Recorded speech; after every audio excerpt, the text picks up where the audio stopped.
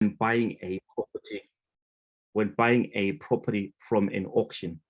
Not all auction properties are eligible for mortgages. So what I always say to people or anybody considering buying a property from an auction is that always try and get a lending in principle before you attend an auction floor, and try and do the viewings also as well before you attend or bid or have the gavel falling down, because once the gavel falls, or what we call the hammer falls, you are tied to the covenants that come with any contractual obligations for buying a property. So the property must meet certain standards in order to be accepted or to have any form of lending that is in the form of a mortgage. And the example that I've just put in here is that it must be livable.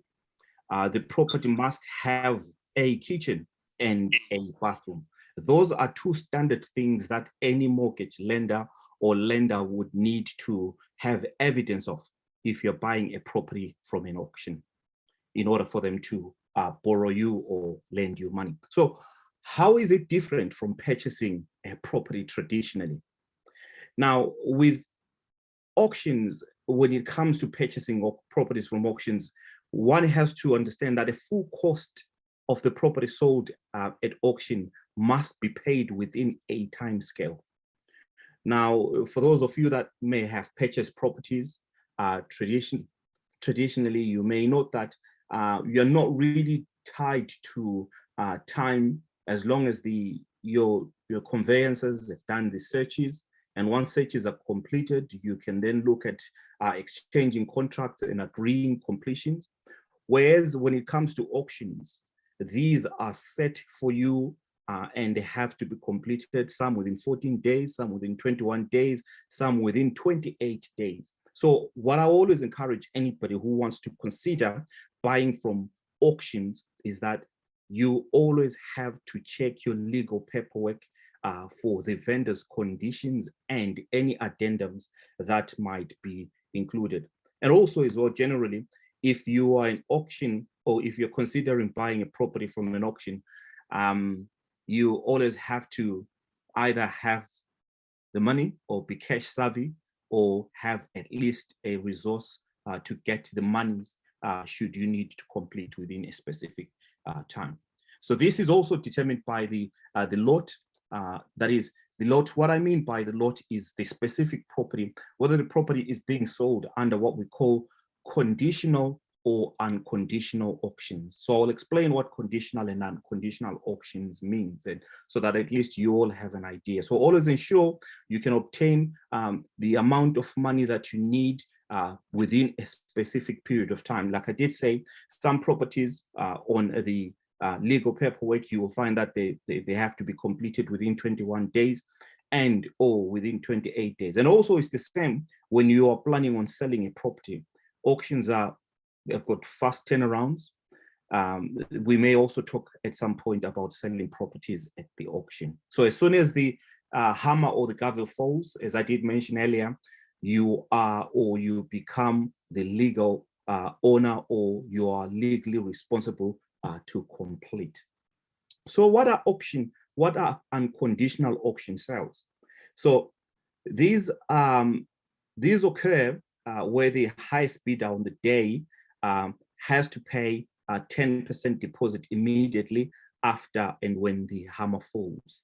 Now, one has to secure and pay the rest of the funds within 28 days, unless otherwise stated in the legal pack. Failure to pay within those time scales as stated may or will result in one losing a deposit. Say, for example, if you buy a property that is worth about 100,000, the 10% that you need to pay on the day is that £10,000, which is the deposit, and the difference has to be completed within the specific period that is on the addendum, or if it's 21 days, 28 days, 14 days, whatever would be put on there, and also as well plus auctions cost. And in some certain instances, you may find that the vendor that is selling through an auction may also as well put the burden of paying their side of the charges to who is buying. So you may be liable to paying the full amount and cost and the vendor's costs.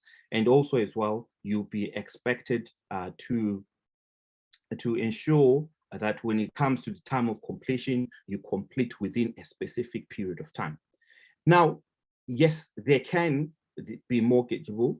And then I'll just move on quickly to the conditional auction sales. Now, these tend to be better options because what conditional auction sales tend to do is they do allow anybody who's purchasing through an auction floor some time, because what you don't have is the leisure or the privilege of time when it comes to buying properties in an auction. So conditional auction offers do tend to provide that facility.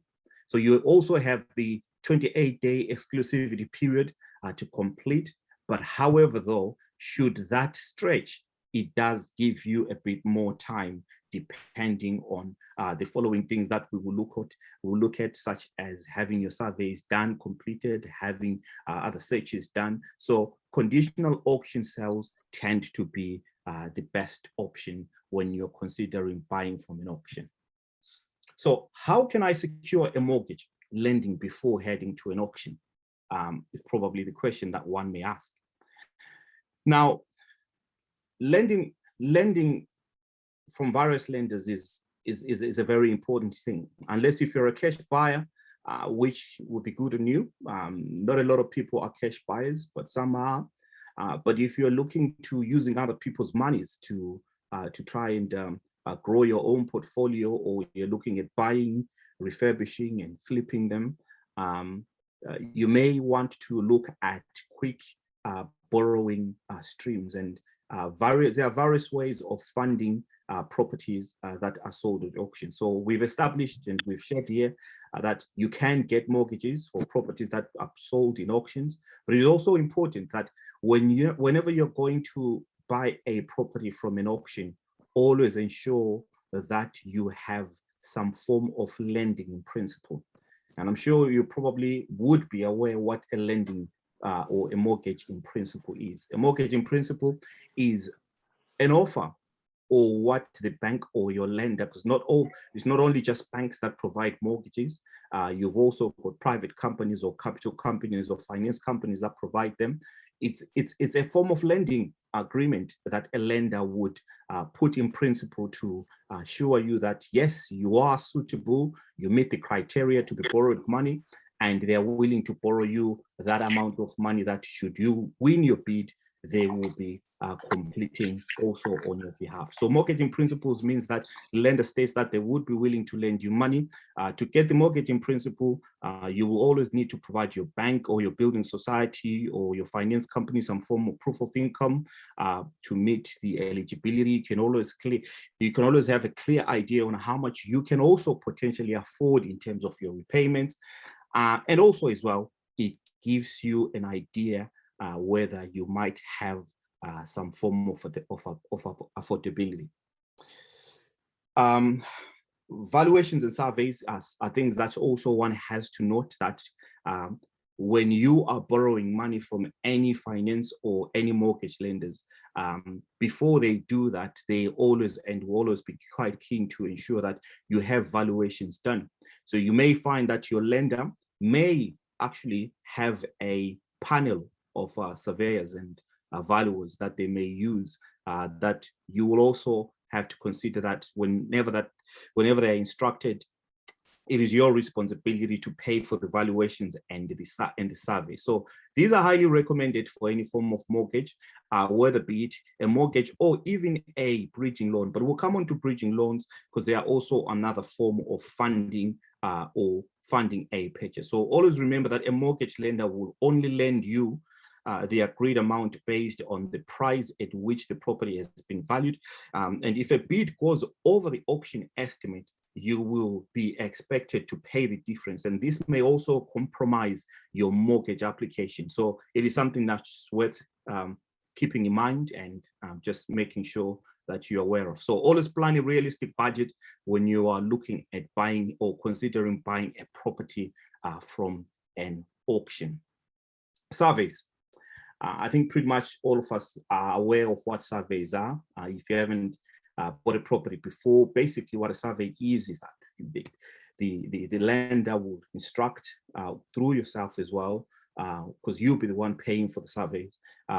Surveyors who will come and inspect the property, that the property is in a good state of repair, there is no subsidence on the property, the property doesn't need pinning, all those type of things, or you have chimneys or brickwork that needs pointing and all those type of things. So those are the things that surveyors look at. So you have to pay the valuation fees, the surveys, and they also, you have to pay for the legal advice, and the deposits also included. So it's always important that you always have to understand that these are the type of costs or added costs that may come should you wish to go down that path. So conditional sales searches generally included in the legal pack. So always check these thoroughly prior to bidding, should you want to go and bid properties. But also as well, there are other ways of also raising capital, raising money. So we've spoken about getting mortgages. So we'll come on to bridging loans, and we'll also come on to what other ways called SARS. There are other conduits called SARS. So I'll explain what SARS are. And these are also various ways of raising money should you wish to buy properties from auctions or borrowing monies from certain schemes. So what are SARS? SARS are small self-administered schemes. So what I put together here is I just put down an example here. So what SARS are, like for example, with the Zimbabwe property investors, what you guys are subscribing to, you can actually form a SARS, or a small self-administered scheme, where all of you put a pool of money within your community, and with such schemes, then members within that community can borrow those monies with interest, of course, and some security. The securities will always be the properties that they borrow monies against, and the schemes then will use those repayments or monies borrowed to make money and charge interest. But then again, the members of the schemes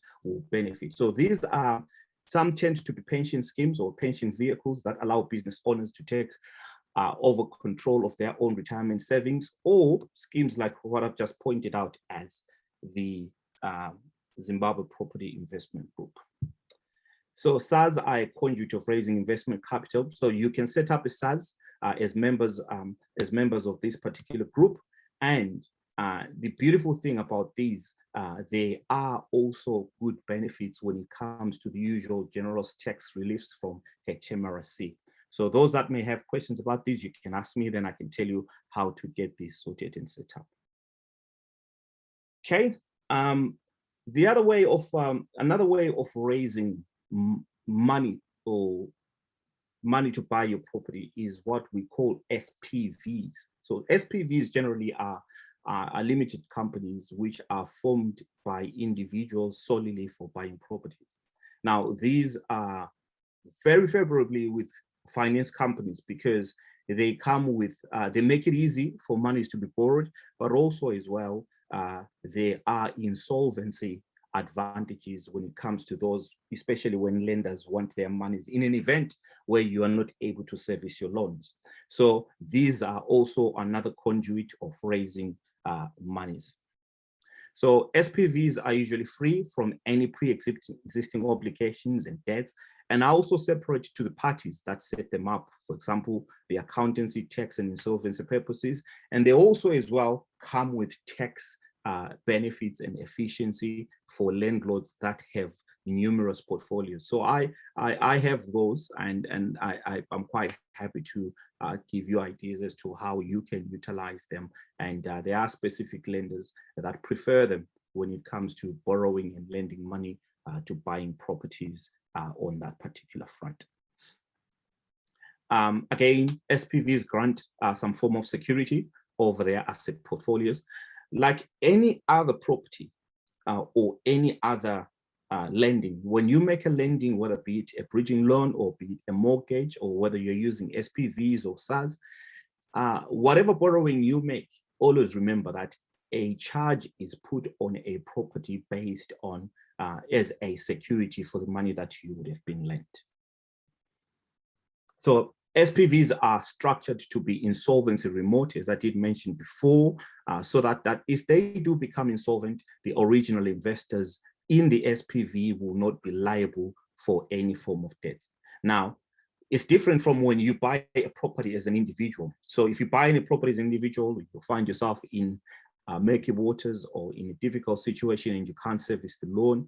If a property is obviously then appointed or transferred to LPA receivers by your lenders, then they do take control. They can sell the property at a cheap price, which is what we call below market value when they're sold, but you still would be liable for the difference if the property would not have been sold at the exact amount that repays or totally eliminates the debt.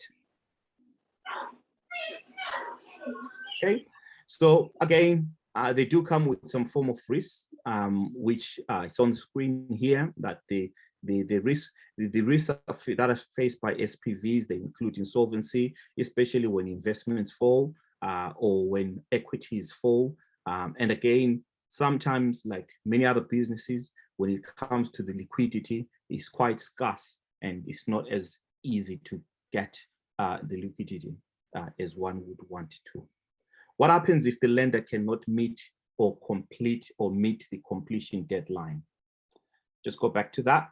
Now, these are the things that tend to happen. So when you're buying from an auction, always remember that deadlines are quite important. When you fail to meet a deadline, you're served with what is called a notice to complete.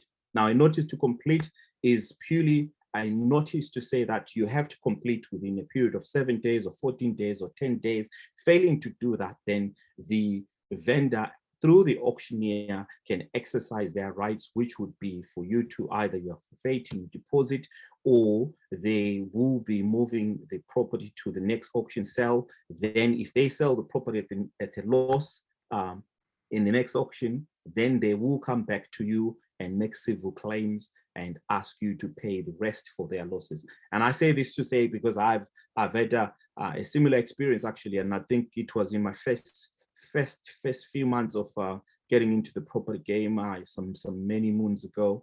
I saw a piece of land which was being sold, and I think the information that was put on the auction catalog was that it had potential for planning. In fact, the words were not potential, but it was actually quite sure that you could get planning. So I did a pre-planning application with Birmingham City Council when I'd already won the bid, but unfortunately the local authority turned around and said to me, "No, we cannot grant planning on this particular property." So then I decided not to complete. And then the vendor subsequently decided to sell the property at the next auction, I think for about, I had won the bid for about 26,000 for that particular plot of land, because I was planning on building 2 houses and selling them. They sold they sold the land at 13,000, and then they called the difference on me plus interest and costs. And I tried to challenge it and I lost it in court, and I found myself having to pay back £18,000 in total. So yes, always remember that it can be costly. So there's another way of funding purchases at the auctions, and these are, if you can't get a mortgage, bridging loans are usually the quick way, because with mortgages, you're looking at anything between 18 to 40 days if you are arranging one. There are some mortgage lenders that, if you're buying a property through an auction, they can actually get you a mortgage within a period of 2 weeks or 20 days, you've got one. But when it comes to bridging loans are quite good. When I say quite good, I'm saying that the turnaround is quite good, because within 10 days or even 7 days, you can just get it completed. But they are quite a costly way of lending because of the interests that come with them, and also as well their exit fees. So always remember that it is important to note that bridging loans can come with significant high interest rates. So if you need any form of advice on these, always approach your financial advisor. I'm not a financial advisor. So I always advise anybody who may want to understand these financial packages, always consult your financial advisor and they will give you the information you may need. So what type of properties am I unable to purchase as a mortgage buyer? So there are some properties that a mortgage lender would not allow or will refuse to fund when you buy them from the auctions. So these are properties that come, these are leasehold properties. So as you know that freeholds and leaseholds, the differences are time, they're basically time in land. So leaseholds, they only just give you time in land, whereas freeholds, you own the land, the bricks and mortar, and whatever is beneath the surface and above the surface. That's the simple way of defining a freehold compared to a leasehold. A leasehold is just time in land. So if you've got a flat, or if you buy a flat, or if you buy a house, if it's a leasehold, you may find that some lenders, if the lease is left with a few years, they may refuse to provide you some form of lending. So always check the legal paperwork when it comes to that. So property conditions. Some mortgage lenders may refuse to lend or borrow you money if the property conditions are very bad. So the condition of property is one of the most or the biggest factors a mortgage lender will consider before agreeing to accept your finance. Typically, lenders only provide you with a mortgage agreement if the property purchased is livable or is in a livable condition or can be immediately habitable and lettable. So steer away and steer clear from properties that might be of a bad disrepair. Or unless if you are a cash buyer, then you can utilize your money to buy a property that is not in a good state of repair, then with the view of repairing it and selling it on. So without stating the obvious, you will not be able to purchase a mortgageable property if the property does not meet this particular type of criteria. And also as well, the lending conditions, some lenders will not allow or will not lend any money if the property is affected with what we call the Japanese knotweed. And again, as I did mention, if there's no kitchen, no bathroom, and it's in a very, very bad state. So take note of that. Can I buy a property to renovate and finance it with a mortgage? Usually, a lot of mortgage lenders will not agree to lend you money towards a property that you may want to renovate. However, you may get a bridging loan. A bridging loan may allow you to do that, or a commercial loan may allow you to do that. So there's various ways of skinning the cat.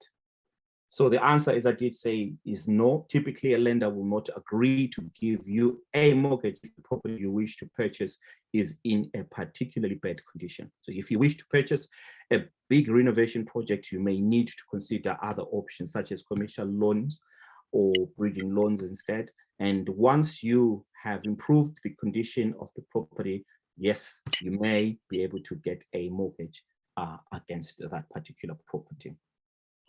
So it's always important that you plan, you have a strategy, you have a plan when you're planning on buying a property from an auction. What I always encourage everybody to do is that if you're considering buying a property from an auction, just have a feel, just visit an auction, watch and see how other people are doing it before you wedge your foot on the door, so that then you just don't find yourself in the deep end. Again, buying land. Muzi, I don't know whether you may want me to carry on, but I maybe probably would leave the presentation on buying land for another day, because it's another, it's not lengthy, but it's another way of investing and hedging money, because land will never lose value. Land always accrues in value. Just to give you an idea, if you were looking at buying land, land costs anything, depending on the postcodes where you are or where you may be, it may cost anything between 5,000 to 15 or 20,000 pounds an acre, depending on where you are. Okay. Right. So, are you there, Muzi? I'm just thinking that maybe can we leave it here, and then we'll do the buying land presentation another time. Yeah, that's completely up to you. If it's not going to take long, there's no harm in it whatsoever. I don't think anyone has an issue with finding out about land too. Yeah. Well, what I'm thinking is not overloading people with a lot of information, because it's always handy to have any human being's concentration span is always about 15 to 20 minutes.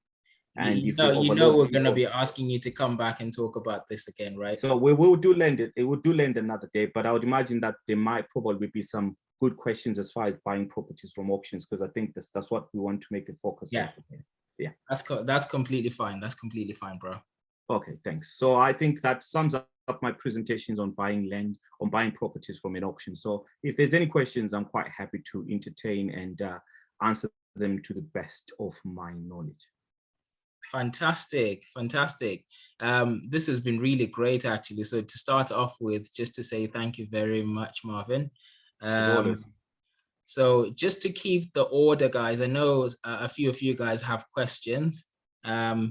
If you can just drop your questions in the chat, and then I'll just unmute each of the people, and we'll just go by the order of which question came first. And whilst we're all doing that, I'm going to ask a couple of questions of my own. So feel free just to drop the questions in the chat, guys, and we'll use that order. I know some of you already have the control of unmuting yourselves. Please do not unmute yourself and just ask a question. Let's just keep it orderly and go by the list of what's on the chat. So awesome. So question from me, Marvin. I mean, when it comes to auctions, this is no secret. A lot of people are scared of the concept, yeah, and it's got its negative connotation. It's got things that have gone wrong, and people tend to speak more about what goes wrong than what goes right.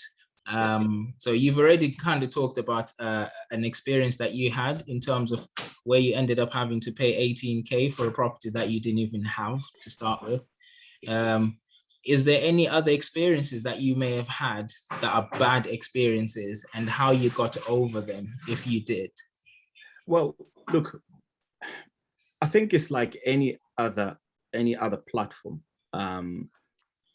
My experiences with buying properties from auctions, yes, I had just that one foul one, but did that ever deter me from going back in buying properties from auctions? No, it certainly didn't.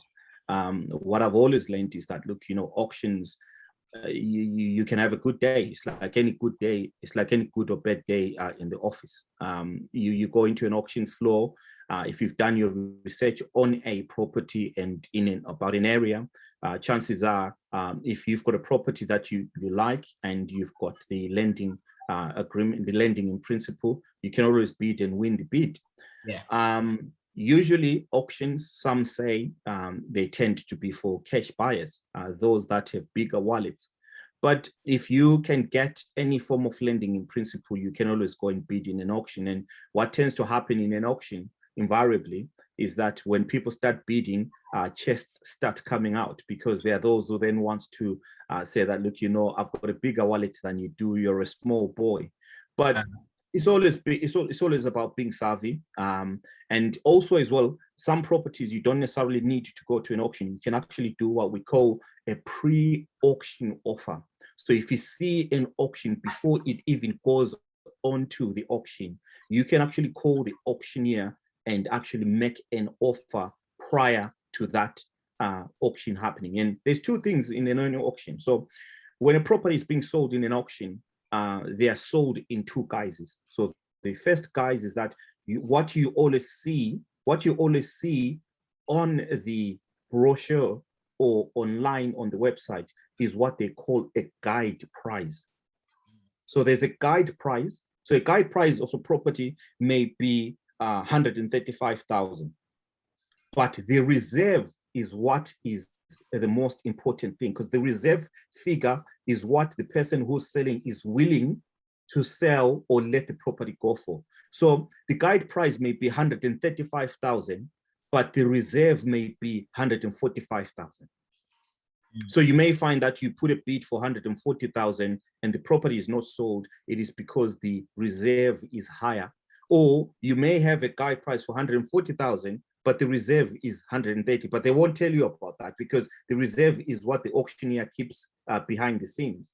Whereas what you see on the scene is what is called the guide price. But it's never put me off, and I find them very, very interesting. And there are days when you walk in And you may find yourself having just yourself and another person bidding on a property. And sometimes you may find that you may actually take the property lesser than what is actually valued for. So there are times where you buy properties cheaper, and there are times when you buy them expensive. So it depends on how many people are bidding on the day, but it's always worth a try. And most of my property purchases, I can't recall buying a property apart from my own house where I live in. But the rest of my investment properties, I've always bought them in auctions because I find them very interesting and I enjoy them. Oh, wow. Okay, that is really interesting actually, because usually we hear people purchasing properties on auctions where it's like a one-off, it's not like a regular thing. But it's good to know that it's something that's that lucrative, you can actually do it as a regular thing. My second question, and I can see there's more questions coming in the chat, thank you guys. My second question is just going through the slideshows that you were going through here, which is very informative. Some of the stuff I understood, some of them I'm kind of like, I'm not entirely sure what that means. With what could go wrong and the information that you've shared on how to mitigate some of these issues as well, and also how to raise funds, would you recommend that someone goes and gets educated or trained before they actually get involved in this type of purchase? I think that's exactly what we're doing here, Muzi, and that's what you invited me here for. Just to share the knowledge. What school can you go to try and learn about buying properties from auctions? It's about, it's about rubbing shoulders with people that have done it and people that tend to buy properties from auctions, and then they can share those little cues and nuggets and information and knowledge. But I think a platform like this, what you guys are doing here is absolutely great and phenomenal, and just sharing those little informations. But quite clearly, you can learn from others, and again, you can learn from these recordings. And there's quite a lot of information as well online. There are some portals available where people do quite a lot of presentations on buying properties from auctions. Yeah. That is brilliant. That is brilliant. That was just my thought process as well in that. It's powerful to have people who have done what you're looking to do and stick close to them, learn from what they say and their experiences. So fabulous. Thank you very much. So I'm just going to go to the questions that the guys have asked. What I'll do is I'll mention the person whose question is coming next. If you'd like to unmute yourself and just clarify your question, that would be great. If not, I'm happy to just read the question from the chat. So Wukosi has got a question. Are you there, Wukosi? Yes, I am. It's just an explanation again on bridging loans. That's all I just wanted to understand. I think I missed some stuff. If you could just try and explain that again, please. Okay. So bridging loans are a way of raising capital. So that it is what it is. It's a loan, but it's not a long-term loan. It's a short-term loan.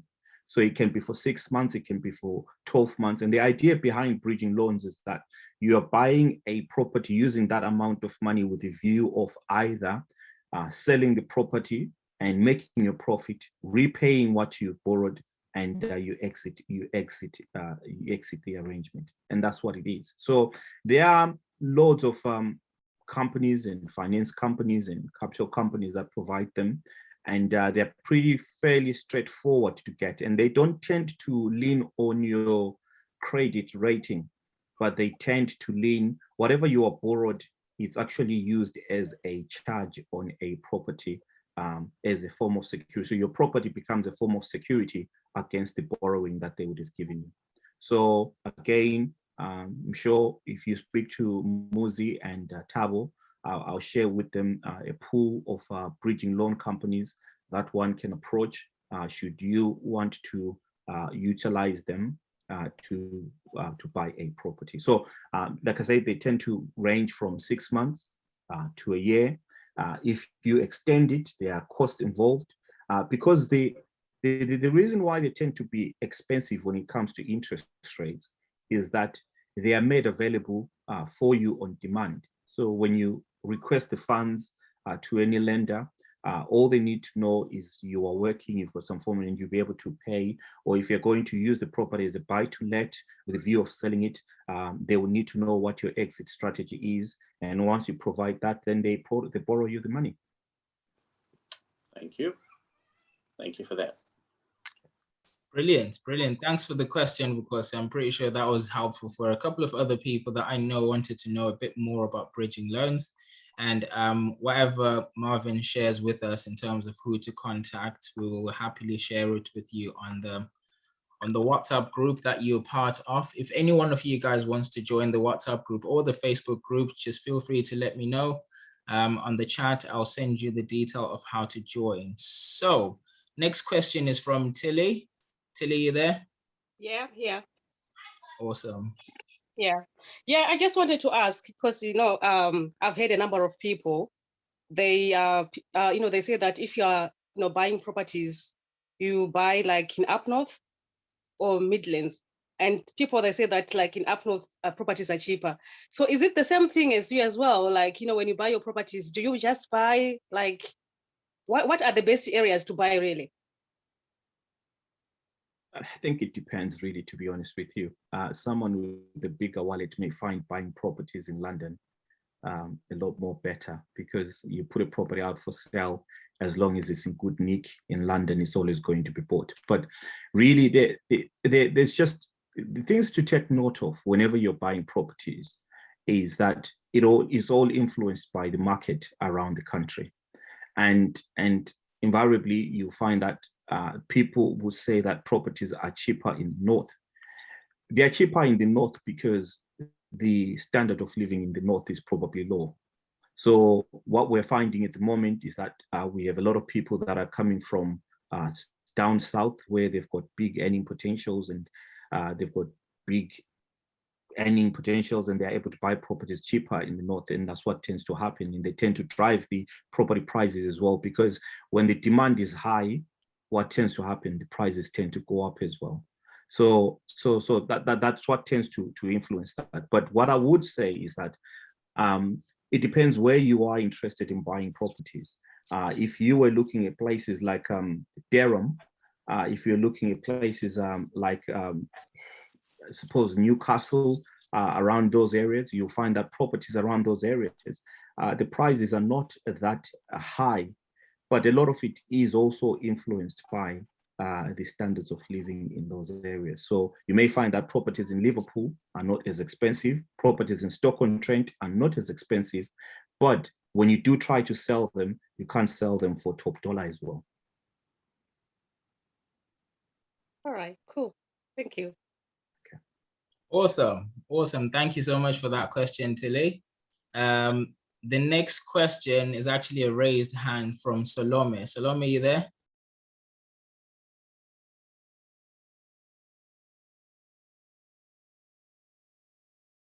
Me, yeah, I've got it.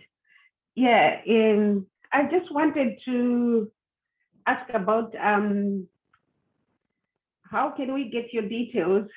Are we going to get his details so that we can ask more questions? Yeah, no, that's fine. That will be more, it's more specific questions. Yeah, that's fine. Yeah, that's fine. Because I was thinking you explained about these limited companies, SPVs. That's what you said, is it? SPVs, yes. Yes. And do you know any companies that would entertain those? Because Yes. Usually banks, they are not really happy. Proper banks, like going in Barclays to say, I'm borrowing for my limited company, the mortgage. Is that okay? Yeah, my details, Tabo and Muzi have my details, and those that may want to have any form of mentoring, whether it be personal mentoring, then Tabo and Muzi will be happy to provide and share my details. That's not a problem. I'm quite happy for them to do that. They've done that before, so they can always do it again. Again, if there's any specific areas of mentoring that one may have or would need to be supported on, then I'm sure we can have a conversation and I can support you on. But banks are not reluctant when it comes to borrowing companies' monies for buying properties. I have some of my own portfolios which are which are owned by my companies, and some of my portfolios which are under my name, and those that I've actually gone and bought them under the company, I've never had those issues. So it depends which bank or which lender you approach, because not all high street lenders or high street banks are the best when it comes to providing mortgages. They're actually private companies that actually give you good mortgages and give you good rates. So never be deterred in approaching other lenders apart from the high street banks. Okay.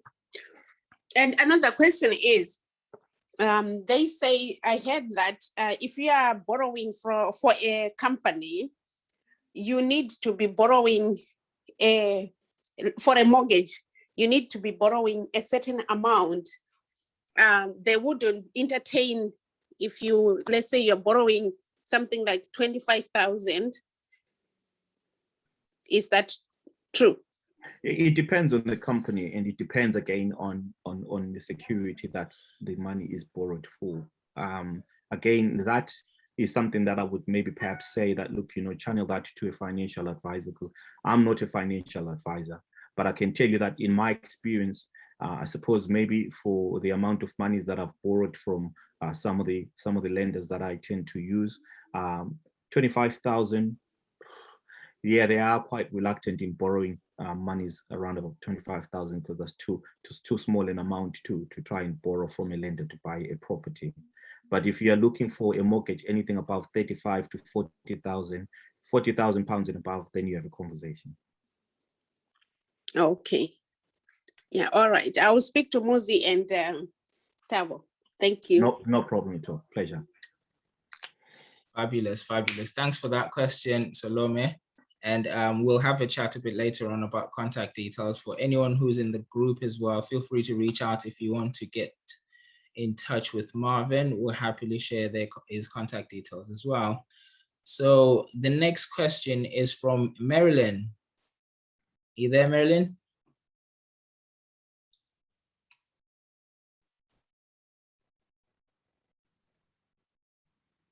Not sure if Marilyn is here still. If you are muted. I'm here. Oh, there you go. Yeah, thank you very much. Thank you. And I think somebody replied to me that yeah, it is possible, yeah, to view the property before obviously going on the auction.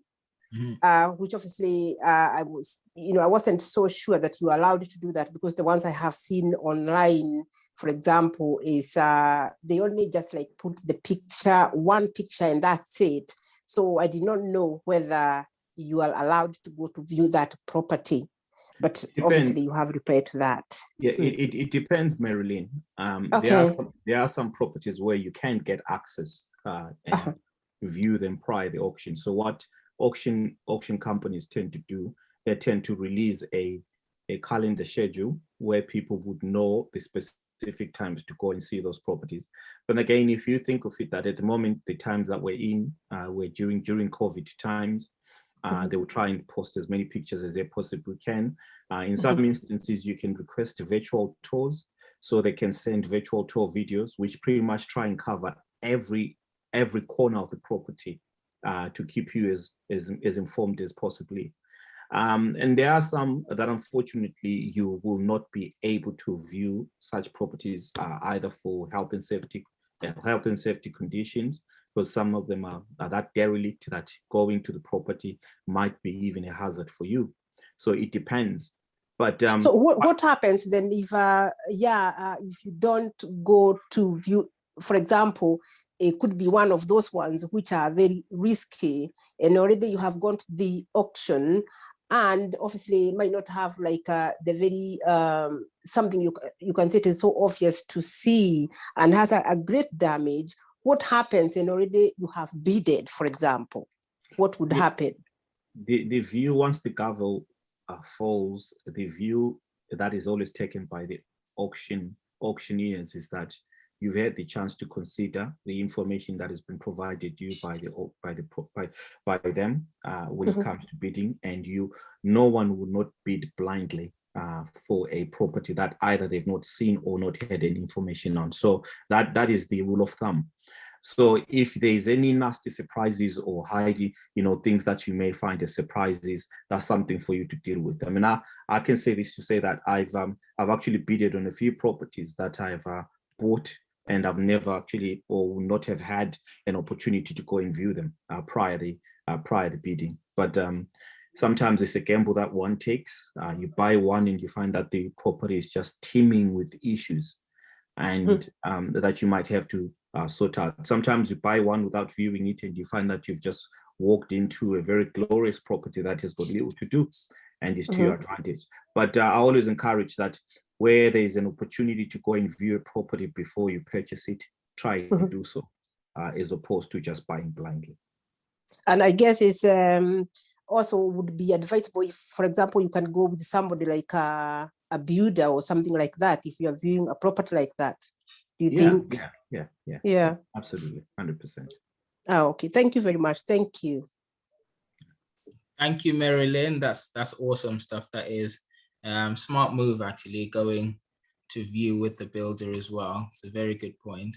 Thank you so much for the question. Thank you, Senya, for the answer in the chat as well, which is quite helpful. I've got a raised hand from Tabo. Tabo's got a question. Yeah, can you hear me? Yes, we can. Okay, yeah, thanks, Marven, for that presentation. Very informative. My question is on the legal pack, because a lot of solicitors, they charge you for their time to read the legal pack. So let's say you want to go into an auction and you've got 10 properties which you're interested in. So that's 10 legal packs for solicitors to read. How do you mitigate that to obviously to pay a reduced fee, or do you read the legal packs yourself? Are the key things which you look out for from your experiences, or do you outsource everything to solicitors? Okay, I'll try and answer your question, Tabo, to the best level as I possibly can. So the idea behind a legal pack is to provide you with as much exhaustive information as one would need as far as the property is concerned. So for example, in a legal pack, you will find things such as the covenants that come with a property that you're buying. So you may buy a property that has a path that cuts next to your house, which is what a path or a road that cuts next to your house leading to a property behind your property, which is what we will call in land law terms or property law terms, we call them easements.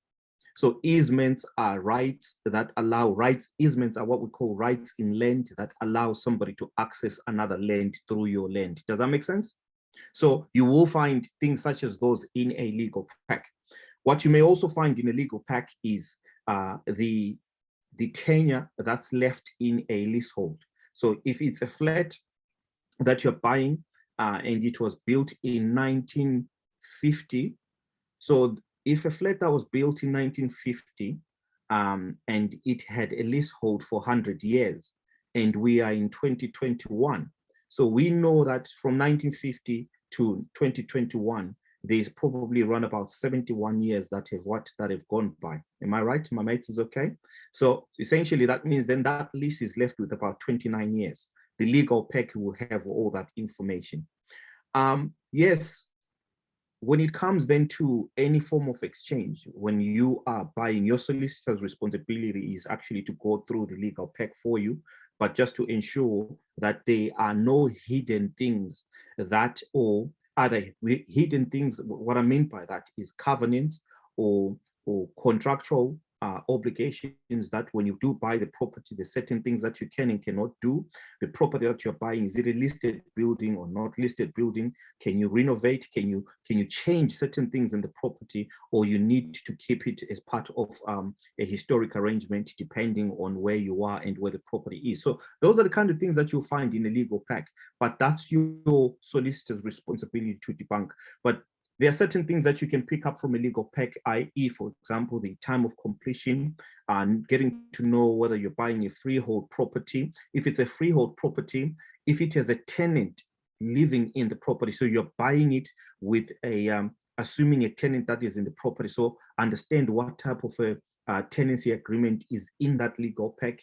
Is it an assured short-hold tenancy agreement, what we call ASTs, or is it what we call the tenancy agreements that were given by Margaret Thatcher in 1988 all the way to 1990, which are what we call, I can't forget the name now. These are type of tenancy agreements that you cannot evict those type of people. They are there for life.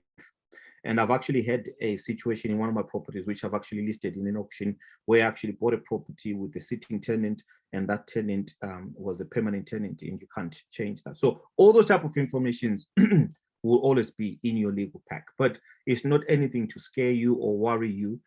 Legal packs, you can download them, because before you bid on a property, you can get through some form of email conduits. You can actually access them and actually read them, and they don't take a long time, because it's just a few things. So if you do need specific things to be aware of in a legal pack, give me a call or drop me an email, and I'll always tell you what to look forward to. And then the rest of the things is just legal jargon, really.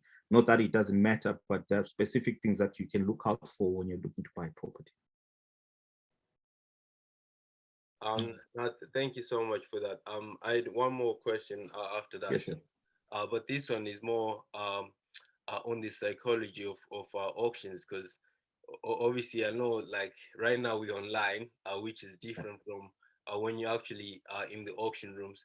But how do you reduce that pressure on you? Because the reason I asked this question is I once went to a car auction and I ended up buying a wrong car because of there's so much pressure in the auction house, you know. And this happens. I've heard so many auction stories, like people are paying over what they wanted to pay because of that pressure in the auction house, you know. Yeah. So how do you? What are the tic-tacs or what are the tips to mitigate that? I think it's down to discipline, Tabo. You know, always cut your cloth accordingly. If you know that you're carrying 150,000, why would you want to bid for a property that's worth 175,000? That takes you out of your budget. And if you bid on a property that's worth 155,000 and you've got 150,000, that means then you're going to have to look for the other 5,000, and that's going to be costly. So it's just discipline. There are those that are going to have their chests that puff out. In any auction, what you find is that there's three types of bidders. There are those who are at the auction that come with mortgage lending in principles or lending in principles. There are those that bid by proxy. So then there are those that also bid on behalf of other people. So these are there, but the best thing to do is that never be carried by the euphoria. It is quite scary, but I've also fallen victim of that. But the thing is, I'm an adrenaline junkie. So when I find myself with the challenge, I enjoy it. Let's go with the flow. We can do that. But what I always encourage anybody is that, look, don't get carried away. If you know your budget, stick to your budget. And it will help you in the long run, because then you don't find yourself in a situation whereby you've won the auction, you're going home and you're thinking, oh gosh, what have I just done? And it can be really, really stressful. But if you stick to your budget and you stick to what you've got agreed, it will help you a great deal. Okay, now thank you so much. Those are my questions. Thank you. Tabo bought the wrong car. Oh my gosh. You just what type of car Tabo did you buy? So like, now the auction people are clever. So it was a Ford KA and they were both silver. So the one which I wanted was behind and another one came in front. Same car. So but surely though, while you were bidding, you would have known that was not the car that you were looking for. It's quick, you know, and it's quick. They're loud. And, yeah. So yeah. But that's a lesson learned. But I think with the house, with anything as big as a house, and which calls for a great deal of commitment as a house, you need to take your time, and you need to understand that, look, you know, once the gavel falls, it is your responsibility to complete. And can you imagine if you buy a property that you did not intend to buy? Yeah, it's a costly exercise that you will never forget. Yeah, We wouldn't let you forget it either, Tawo, if you were to do that. Right. But no, that's a really good point though, Marvin, and just a bit of advice for everyone. Just like you've mentioned, as soon as the gavel hits, that's your responsibility now. So it's really important beforehand to tie yourself down to people who know what they're talking about, who know what they're doing. So for anyone here who's thinking about doing something similar and you want more detail, like Salome asked, we'll share Marvin's details and just have a chat with him. And I'm sure everyone knows now that he's got some really valuable information. Okay, so I'm just going to move on to the next question.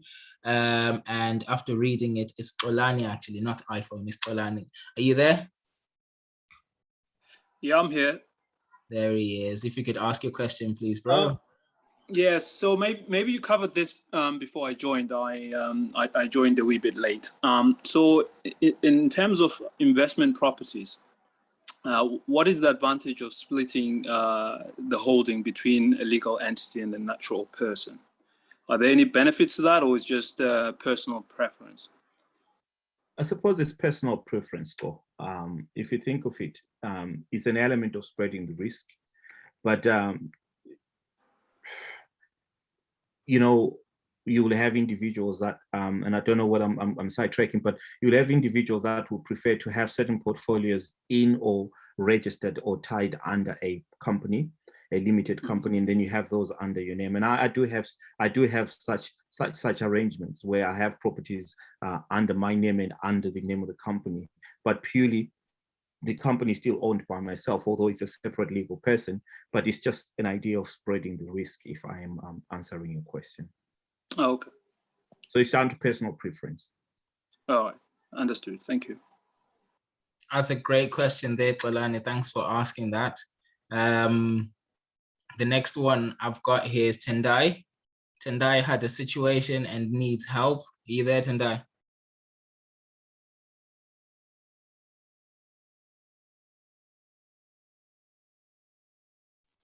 Yes, I'm here.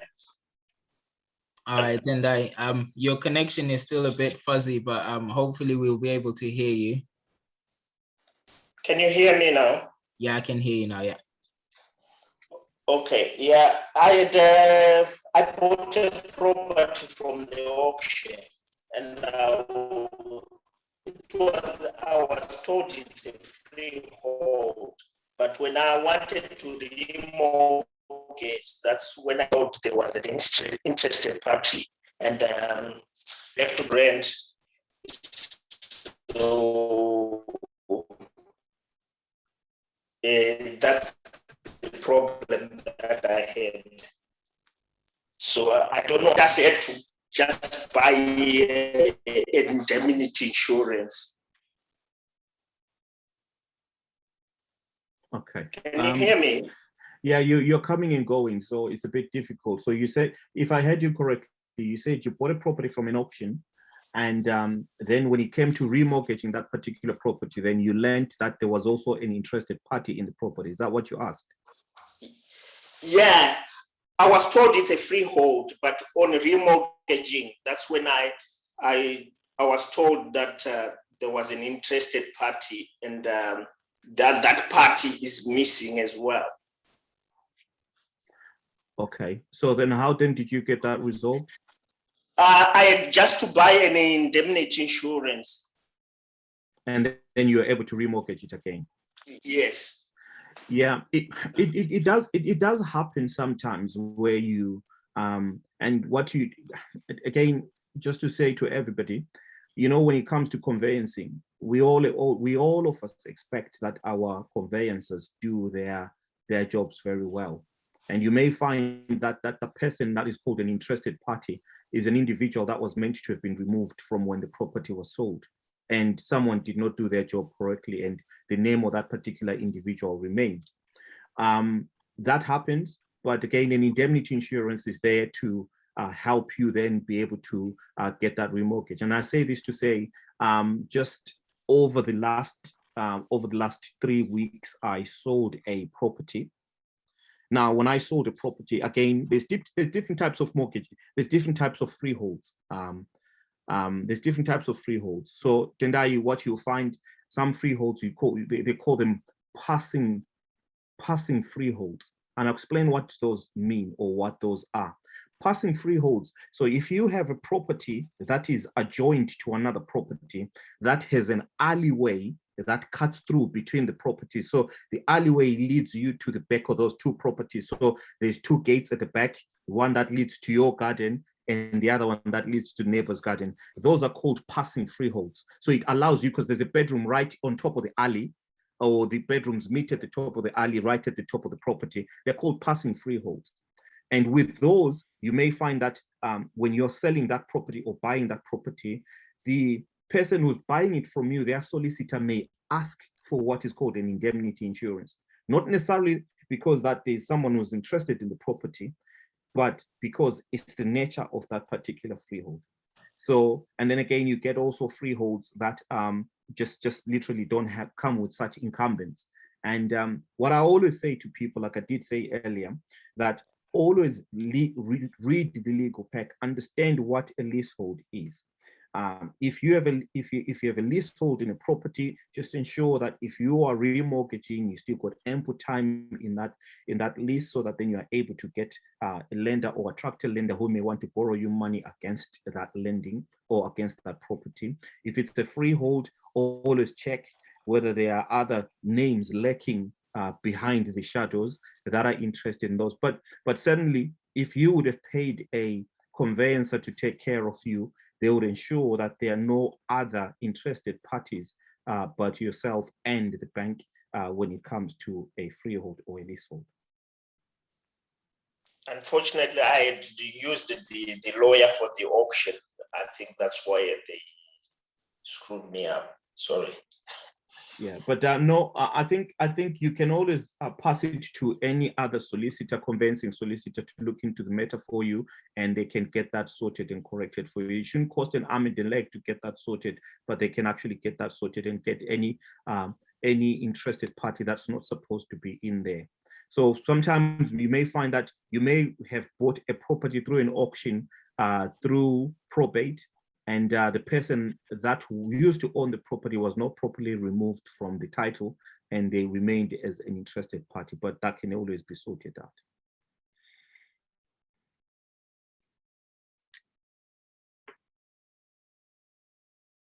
I don't know whether I've answered your question there, Tendai. Sorry, my network is so poor where I am. Thank you. You answered my question. Thank you very much. Fabulous. Thank you very much for that question, Tendai. I think we're going to take one more question. We're planning to finish at 7 p.m. as usual. So we'll just take one more question, which I can see from Marilyn. Marilyn, do you want to come back? Hello. Hello. Yeah, sorry, I know I'm taking too much of your time. No worries. Yeah, I just wanted to like, is there companies that you can recommend where to get these properties for auction, or is just you have to go to the estate agent to get them? By that you mean to sell your own property or to buy? Not to sell, to buy. I don't know which part of the country you're in, but I'm in Devon. You're in Devon. So I imagine there are quite big estate companies. There are quite big auction companies around that area. I mean, if you're talking about where I am in the Midlands, we've got Bond Wolf, we've got SDL, we've got Cotton's Auctions, and there are quite some big other auction companies. They're online ones. They're called Alisop. There's another one in London. There's quite a lot of them in London. That will cover pretty much any property, because any property can be sold by an auctioneer anywhere in the country. Really doesn't necessarily, it doesn't really matter where the property is. But should you want to find, just look at the reviews and look at how very well they do. I think that would be the best one. But to say the ones I can tell you about are the ones in the Midlands, and if you did put your property with the ones in the Midlands, they can always sell your property down even in Devon. No, for me, I'm like looking to buy, so not to sell. Okay. Yeah, you can always find them online. There are plenty of them online. So if you do go online, on any browser, and just to check your local auctioneers, you'll find them. Okay, that's fine. Yeah, thank you very much. Thank you. Okay. Beautiful, beautiful. Thank you very much. Hlengi?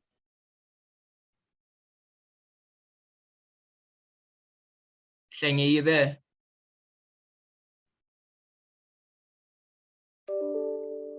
Hlengi, raised your hand. Yes, I am. Sorry, There you I was go. just trying to find the unmute button. Yeah. Mhm. So, hi, Marvin. Hello. Yeah, so I just wanted to ask, so I bought a house through the auction. It was just sort of like a, a first time experience. And yeah, I do a couple of mistakes.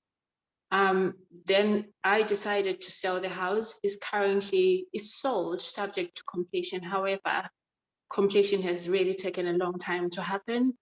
Having said that, who did you sell it with? Did you sell it through the auction again, or did you sell it through the traditional estate agents? it's traditional estate agent. Okay. Yeah. So when were you planning to complete? So completion was supposed to be on the 4th. However, they've moved it to the 10th now. Right. So what you need to do, you need to ask your solicitor to serve them with a notice to complete. Have you exchanged contracts at all? No. That's the trouble. And usually, the buyers auctioneers will tend to do that and drag it a little bit, because it could be that the person that's buying is trying to source out funds, or they're trying to protract it as much as they possibly can. But you can ask your solicitor. I'm in a similar situation, but as of last week, I ended up having to put an ultimatum to the person that's buying the property through my solicitor, that if they do not complete within the next 7 days, the property is going into an auction.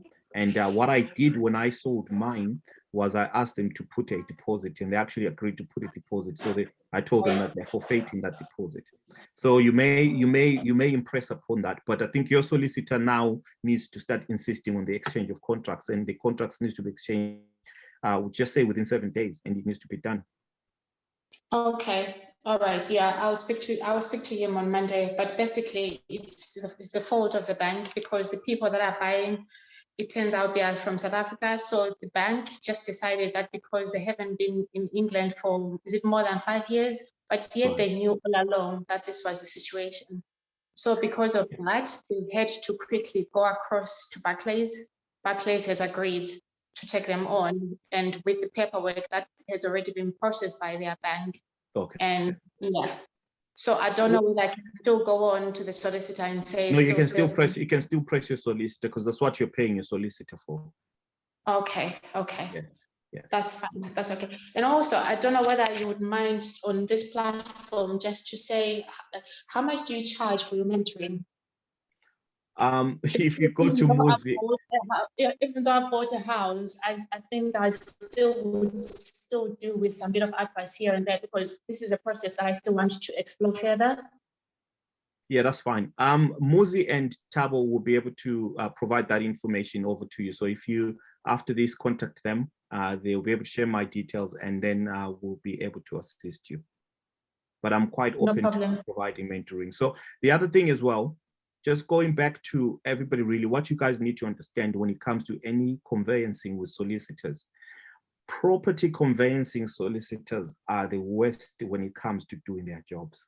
Yeah. And you need to understand that they actually live in their own worlds. They think that if you've ever been frustrated by people who don't understand that time is of essence in life, deal with property solicitors.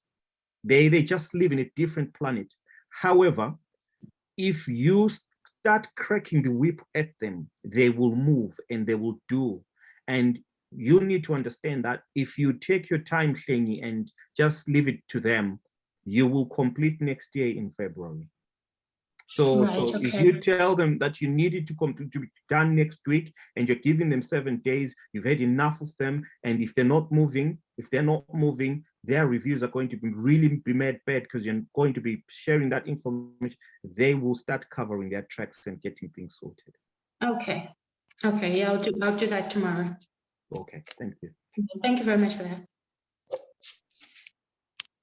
That is some truth right there about property solicitors. Oh my days. Oh yeah. All right. Thank But you very much. Mozi, I think there was a question that was asked about SARS.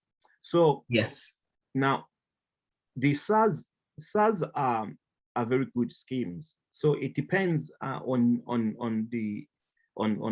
how committed you guys are within the Zimbabwe